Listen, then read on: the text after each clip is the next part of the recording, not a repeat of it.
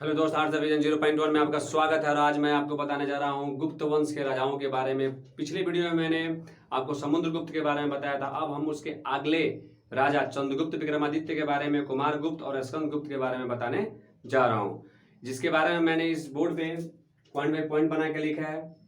पहला, चंद्रगुप्त द्वितीय, जिसे विक्रमादित्य की उपाधि मिली थी। चंद्रगुप्त द्वितीय जो था, जिसको कौन सी उपाधि मिली थी? विक्रमादित्य की। यह गुप्त वंश का सबसे प्रतापी राजा था, जिसके शासनकाल में 9 रत्न थे। यानी कहा जाए तो इसके शासनकाल को ही स्वर्ण युग कहा गया है।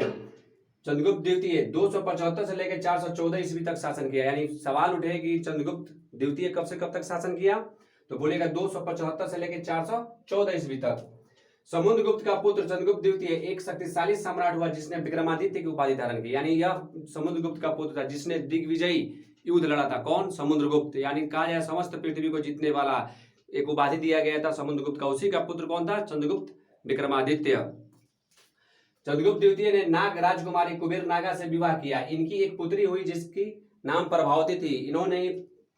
इनका विवाह जो हुआ वाकाटक के शासक रुद्रसेन द्वितीय से हुआ था। यानी प्रभावती गुप्त का विवाह चंद्रगुप्त द्वितीय ने किससे कराया था? वाकाटक के शासक रुद्रसेन द्वितीय से कराया था। चंद्रगुप्त द्वितीय ने वाकाटक की सहायता से कठिवाड़ के शकों पर विजय, यानी शकों पर विजय प्राप्त करने के लिए चंद्रगुप्त द्वितीय ने किसका सहायता लिया था? वाकाटकों का, जहां पे उन्होंने अपनी पुत्री का विवाह किया था। यानी कहा जाए तो आप अगर अपना वैवाहिक संबंध किसी न किसी दूसरे घराने से जोड़ते हैं तो वहां से आपको सहायता भी मिलती है, जिसका प्रमाण आपको इसमें देखने को मिला हुआ है।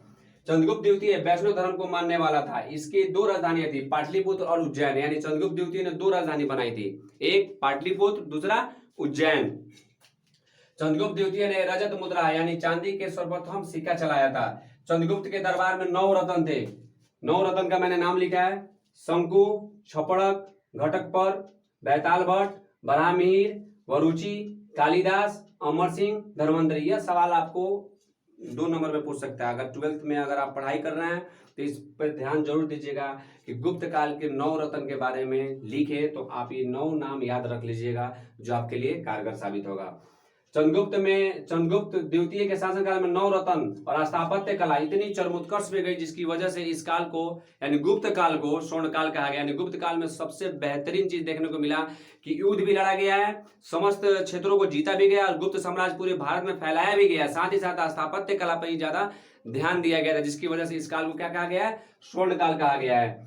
चीनी यात्री फयान इन्हीं के शासनकाल में भारत आए थे, जो 399 से लेकर 414 ईस्वी तक भारत में भ्रमण किया और इनके बारे में विस्तार पूर्वक वर्णन अपने पुस्तक फोक क्योंकि में किया है।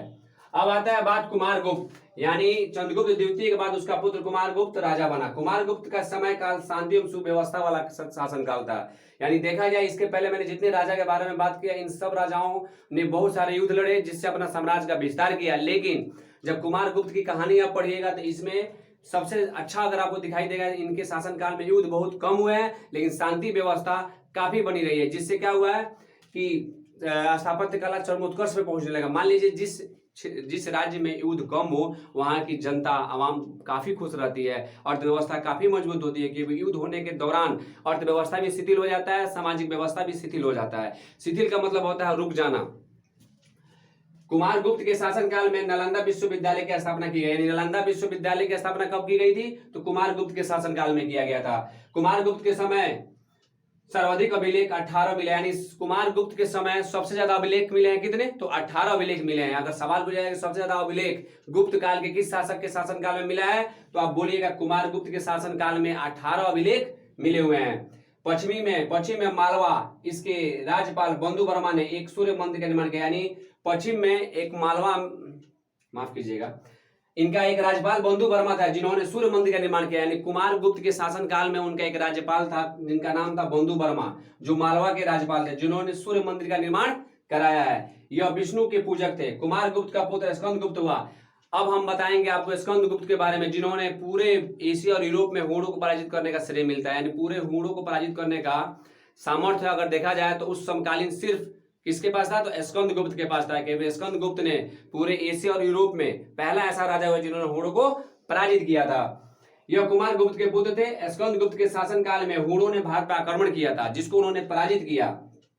स्कंदगुप्त ने क्रयादित्य की उपाधि धारण की। जूनागढ़ अभिलेख से सुदर्शन झील यानी जूनागढ़ अभिलेख के बारे में जब आप अध्ययन करेंगे तो उसमें सुदर्शन झील का निर्माण का जो माफ कीजिएगा, जब जूनागढ़ अभिलेख से हमें यह जानकारी मिलती है कि जब सुदर्शन झील का मतलब जर्जर हो जाने के बाद स्कंदगुप्त ने उसकी मरम्मत कराई थी। यह गुप्त वंश के अंतिम महान शासक हुए। इसके बाद गुप्त वंश धीरे धीरे पतन की तरफ आगे बढ़ने लगा। स्कंदगुप्त के बाद भी हुणों ने आक्रमण किया और गुप्त साम्राज्य को छिन्न-भिन्न कर दिया था। गुप्त वंश का अंतिम शासक विष्णुगुप्त था। इस तरह से आपने यह जानकारी हासिल की कि चंद्रगुप्त द्वितीय कौन थे, कुमारगुप्त कौन थे, स्कंदगुप्त कौन थे, जिनके बारे में मैंने संक्षिप्त में अच्छी जानकारी दी है जो आपको बेहतर लगेगा। इसका आप नोट्स भी बना सकते हैं।